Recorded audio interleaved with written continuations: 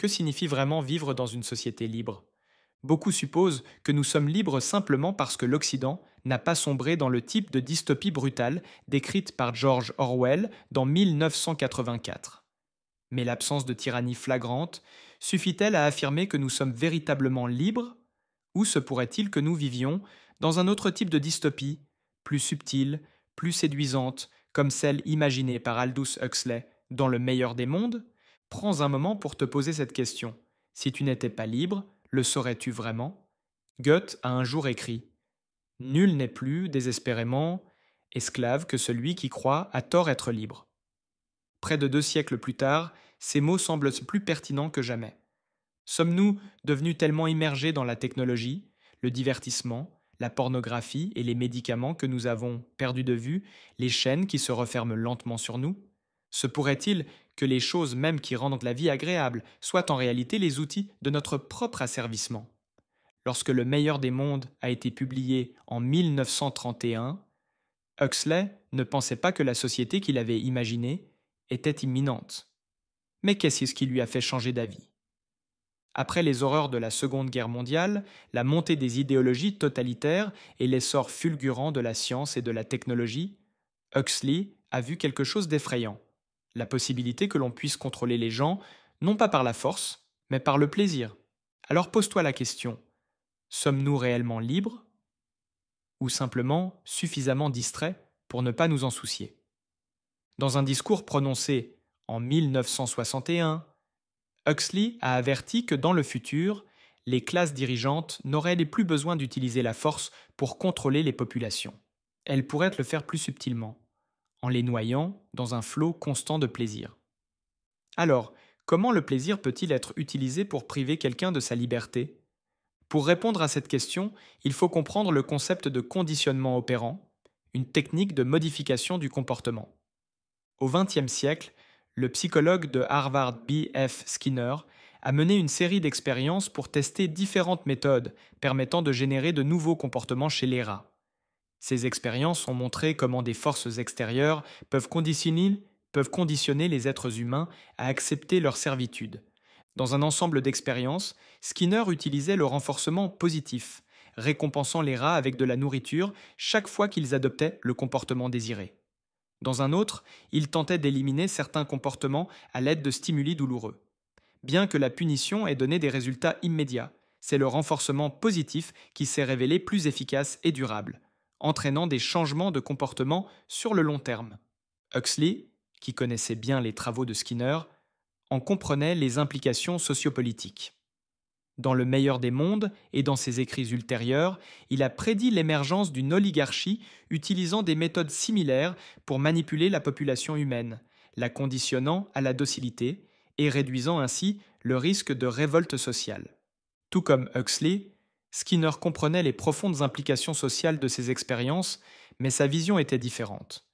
Là où Huxley voyait dans le conditionnement opérant un outil de contrôle tyrannique, Skinner pensait qu'il pouvait être utilisé par des ingénieurs sociaux pour créer une utopie scientifiquement gérée, au service du bien commun. Pourtant, un passage du livre de Skinner, Walden 2, révèle que le conditionnement à grande échelle pourrait en réalité ouvrir la voie à une forme de tyrannie bien plus insidieuse. Une tyrannie dans laquelle les individus seraient asservis tout en croyant être libres. Dans le monde du meilleur des mondes, l'outil principal de contrôle était le renforcement positif, via une superdrogue appelée Soma. Les dirigeants mondiaux en encourageaient l'usage systématique parmi les citoyens pour maintenir l'ordre social. Pris quotidiennement, le Soma offrait, selon Huxley, une échappatoire à la réalité. Il procurait de l'euphorie, des hallucinations agréables ou un sommeil profond, selon la dose. En plus de ses effets relaxants, cette drogue augmentait aussi la suggestibilité, ce qui amplifiait l'efficacité de la propagande à laquelle les citoyens étaient continuellement exposés. Cependant, les dirigeants du meilleur des mondes ne comptaient pas uniquement sur l'usage de drogue. La promiscuité sexuelle était encouragée dès l'enfance, avec la devise « Tout le monde appartient à tout le monde », profondément ancrée dans l'esprit des citoyens. La monogamie et les institutions familiales avaient été abolies, permettant à chacun de satisfaire librement ses désirs sexuels. Cette liberté sexuelle constituait une autre distraction, assurant que les individus restent inconscients de la réalité de leur propre soumission. De plus, les divertissements sanctionnés par l'État jouaient un rôle crucial dans le maintien de cette prison invisible. Huxley décrivait l'usage de distractions infiniment et fascinantes comme des outils politiques, employés pour inonder l'esprit des citoyens de futilité, les empêchant ainsi de remettre en question le système. Les similitudes entre la société du meilleur des mondes et les sociétés modernes sont impossibles à ignorer. Dans son ouvrage Retour au meilleur des mondes, publié en 1958, Huxley explorait encore davantage ces parallèles, mettant en garde contre les dangers d'une société cherchant à contrôler, non pas par la répression manifeste, mais par le plaisir et la distraction. Huxley réfléchissait à la manière dont les ingénieurs sociaux du futur parviendraient à convaincre les masses de consommer des pilules qui les amèneraient à penser, ressentir et agir en accord avec leurs intérêts. Sa conclusion était simple, il suffirait probablement de rendre ces pilules disponibles. Aujourd'hui, on estime qu'un Américain sur 6 consomme un médicament psychotrope, tandis qu'une épidémie d'opioïdes ravage l'Occident. Parallèlement, la facilité avec laquelle on peut satisfaire ses impulsions sexuelles, en ligne, a piégé beaucoup de gens dans l'addiction à la pornographie, et les technologies comme les smartphones offrent des distractions si absorbantes qu'elles accaparent l'attention de la plupart des individus une grande partie de la journée.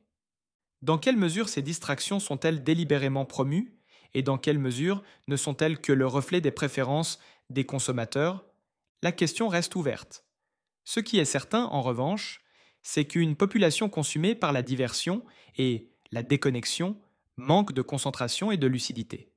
Deux conditions essentielles pour contester sa propre servitude, tant que l'attitude dominante restera « Donnez-moi de la restauration rapide et du divertissement, mais épargnez-moi le fardeau de la liberté ». La liberté aura peu de chances de survivre.